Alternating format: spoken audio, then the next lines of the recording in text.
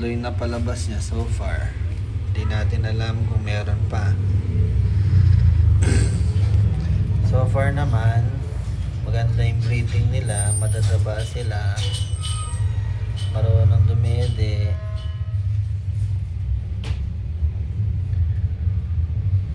Ayan, nakadikit sila. Ayan yung mami nila, mami. Ito. May pagka brown and white, pure golden brown, tsaka ayan, parang tuxedo yung isa. Nasa ilalim na ipit na yata. Medete sila ngayon. First time mga anak ng baby.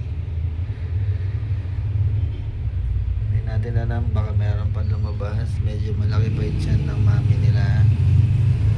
Si Mami Yoshi. Ano Mami Yoshi?